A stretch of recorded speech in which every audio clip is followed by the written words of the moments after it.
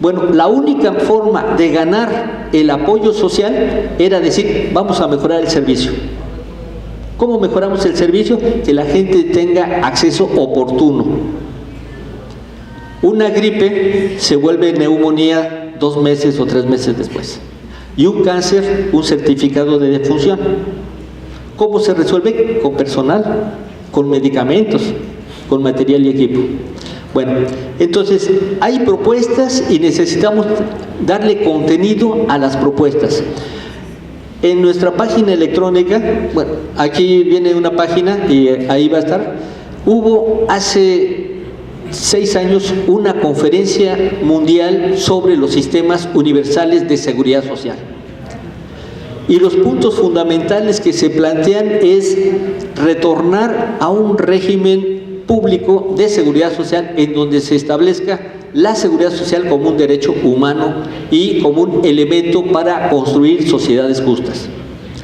Un carácter público rechazando la mercantilización de los servicios. El trabajo como el eje central de la seguridad social. Si no hay trabajo formal, no hay seguridad social. El trabajo precario, el trabajo informal no genera seguridad social.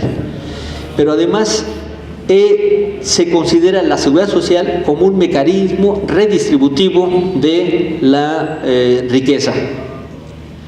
Y finalmente, la democratización de las instituciones y la participación social. Hoy necesitamos que los derechohabientes de la seguridad social participen en la definición de las políticas y en la vigilancia del ejercicio presupuestal. En Sonora, como en muchos lugares, no hay corrupción, pero si vigilamos, porque la seguridad social es parte de nuestro salario, es nuestro salario diferido. La pensión es lo que estuvimos aportando durante 30 o 40 años. Y ahora resulta que no hay dinero para pagar las pensiones. Bueno, entonces, es importante la participación de los derechohabientes, de los jubilados y de los trabajadores de la salud, así como la creación de mecanismos de Contraloría Social. Hoy estamos en el marco en donde la seguridad social es producto de un pacto social, de una revolución que se establece legalmente y que se incumple por los patrones con la complicidad del gobierno y de los sindicatos. Se viola, tenemos 30 millones de mexicanos que no están afiliados a ninguna institución de seguridad social. Es responsabilidad del Estado, del ISSSTE y del Seguro Social. Las políticas neoliberales meten al mercado los derechos sociales y finalmente hay un ataque a las resistencias sociales que impiden que se apliquen estas reformas. Estas reformas desde 1992 se comienzan a implementar, pero se querían aplicar desde antes. En el 92, con la imposición del SAR, se comienza la ruta de la privatización de la seguridad social. Las cuentas individuales y el manejo privado del fondo del SAR y el fondo de vivienda. Yo quisiera comentar un tema que sería relevante darle seguimiento. Las reformas que se están realizando están siendo acompañadas de transformaciones a las jubilaciones y a la seguridad social. El año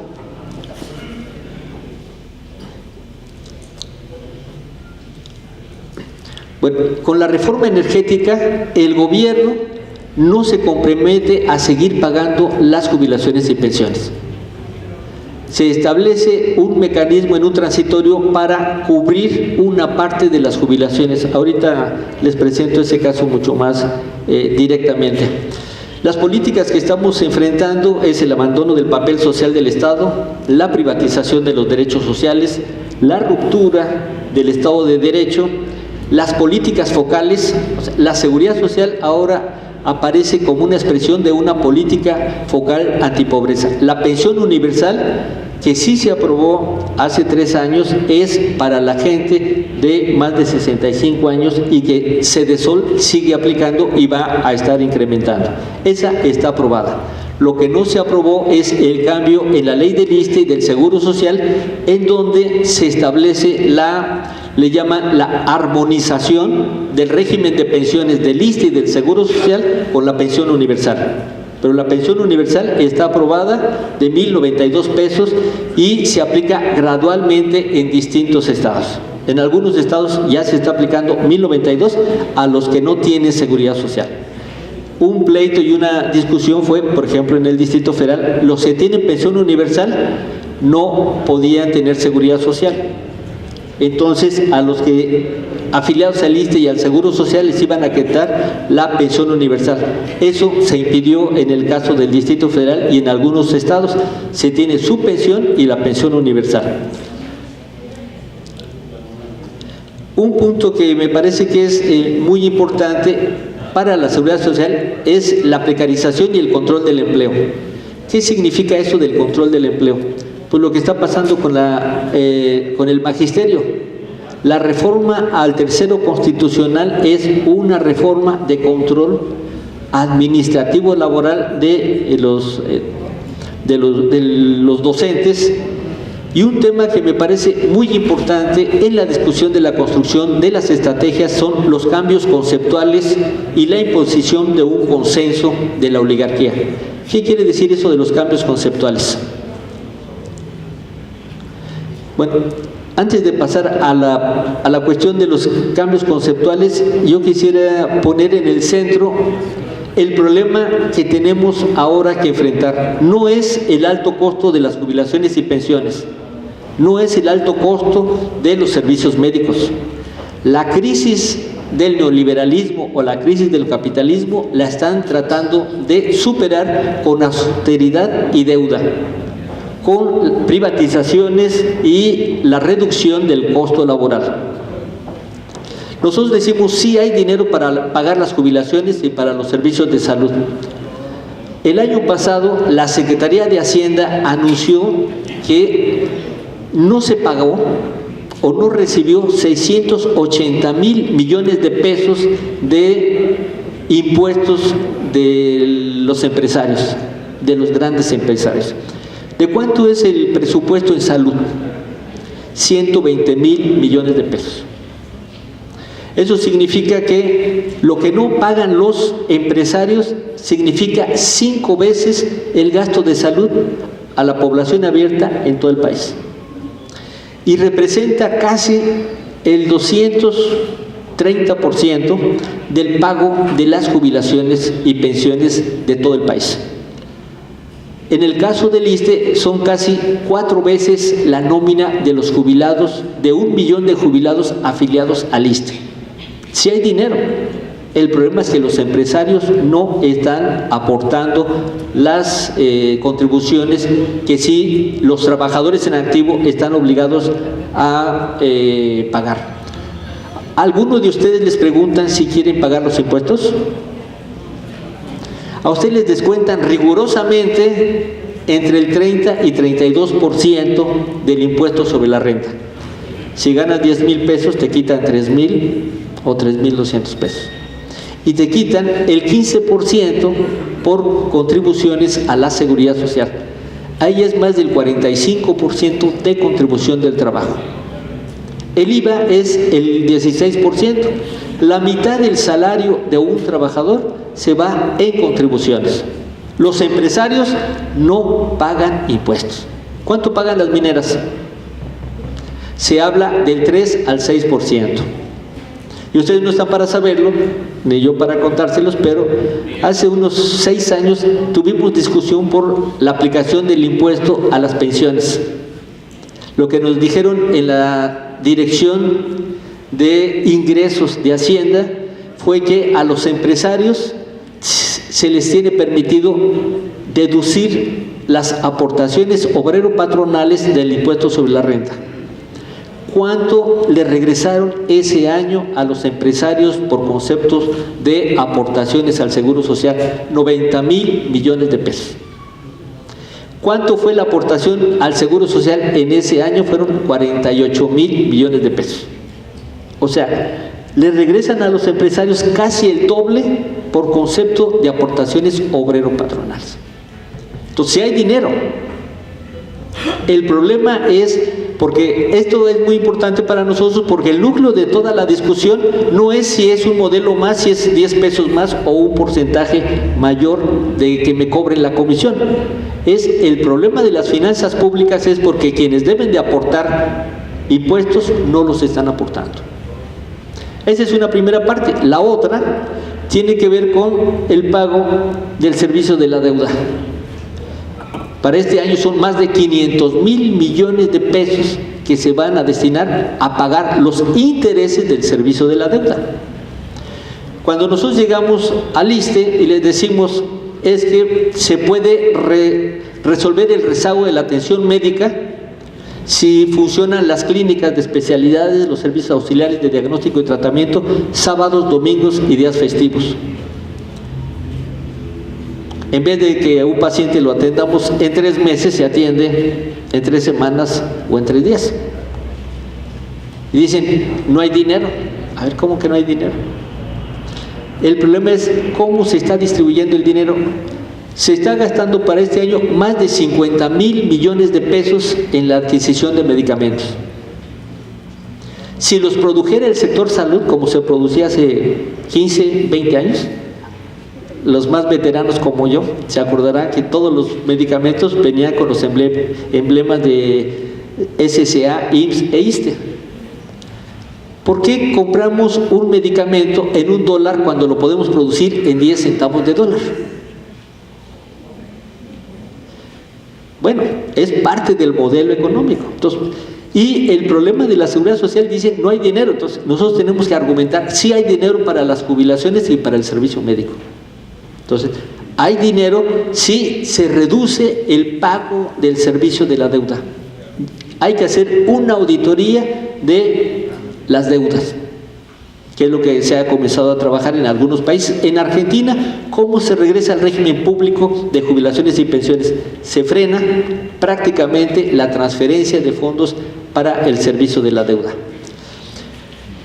Bueno, el tema de las AFORES, bueno, yo pensé que Gustavo iba a tocar el tema de las AFORES, pero el problema fundamental de las AFORES es que mientras que hay una caída de las finanzas públicas, hay un incremento en las ganancias del sector financiero.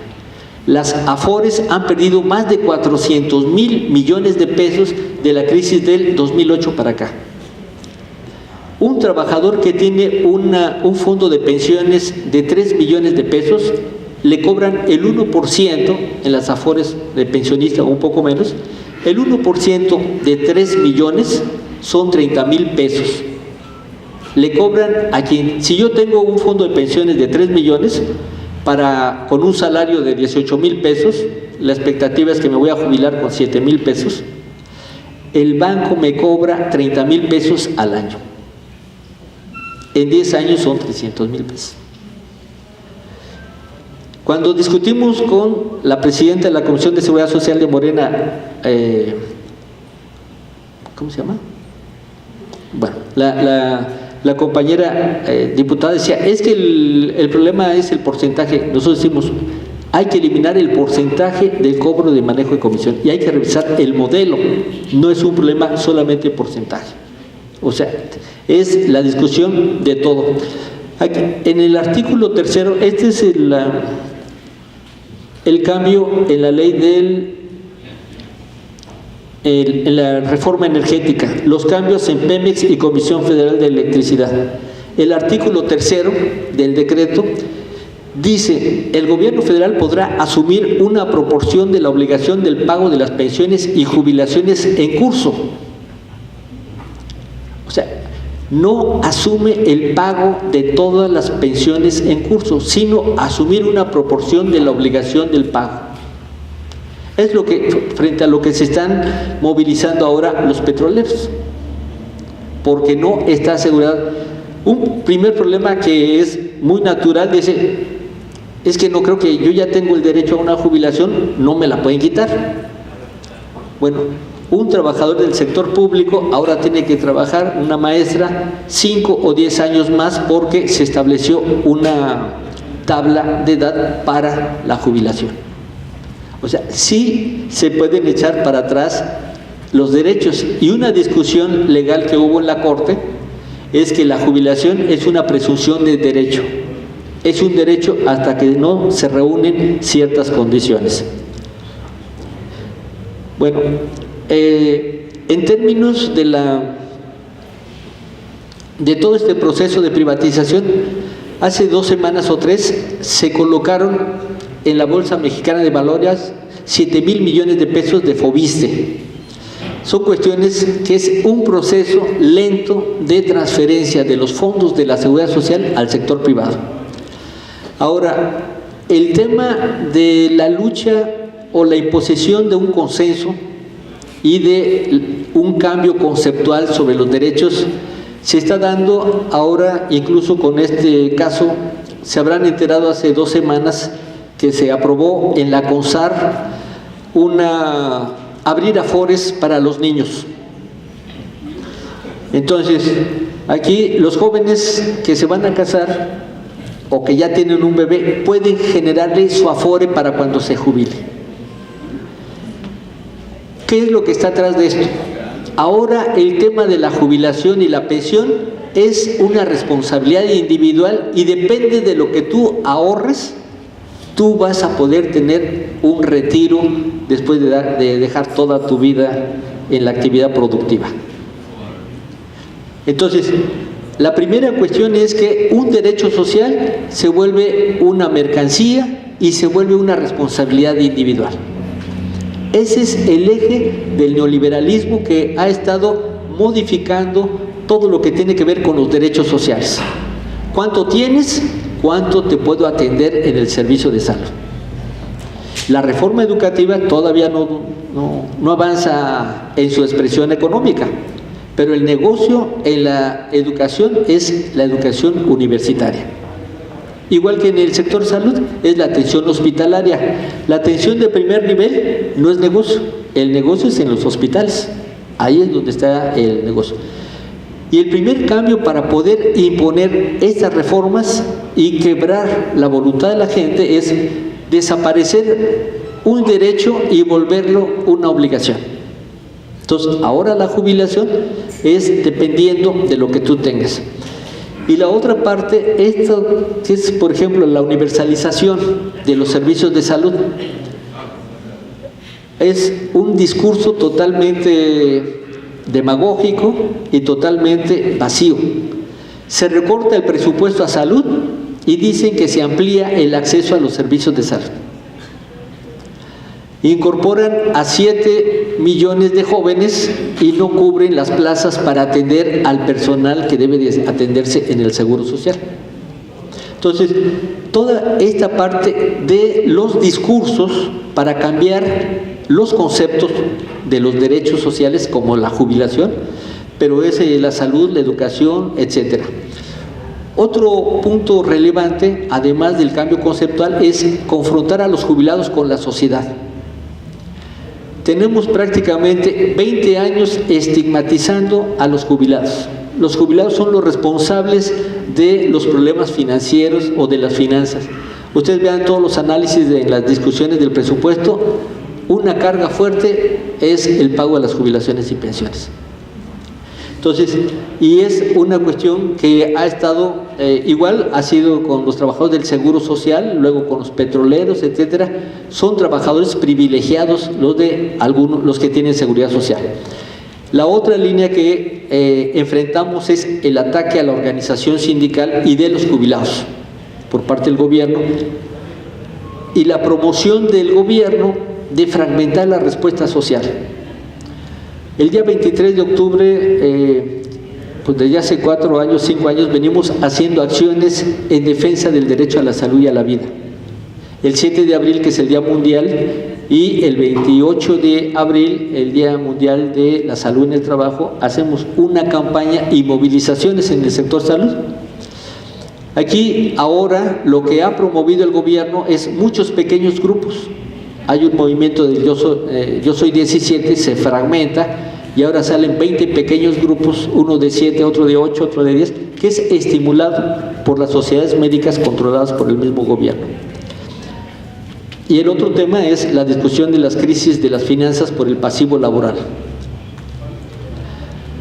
Bueno, voy a pasar a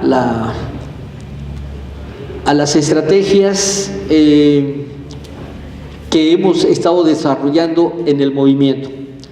La primera es la disputa del discurso.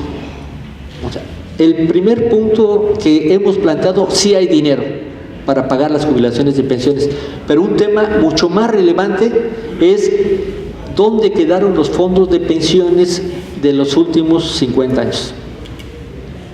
Porque ahora, en los últimos 18 años, se han acumulado 2.800.000 millones de pesos. Pero 15 años atrás no había un centavo. ¿Dónde quedaron los fondos de pensiones? La discusión con los jubilados de Veracruz, lo que metió el gobernador Duarte, que todo el mundo se volvió ya muy famoso, es que lo que está entrando responde a un esquema de solidaridad intergeneracional. Entonces, lo que entra es con lo que les podemos pagar. Entonces, la discusión que nosotros metimos con los maestros y los jubilados de la Universidad de Veracruz, tu pensión la estás recibiendo porque aportaste 30 o 35 años atrás. No se constituyó el fondo de pensiones y no se establecieron las inversiones de los fondos de pensiones. En 1986-87, cuando se comenzó a discutir el problema financiero del Seguro Social, ¿cuántos jubilados había en el IMSS? Afiliados y trabajadores. No llegaba al 5%. ¿Por qué?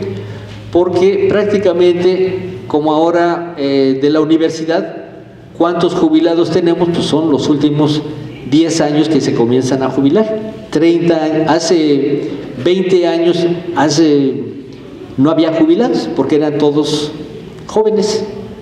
Igual así pasaba. Entonces, no se constituye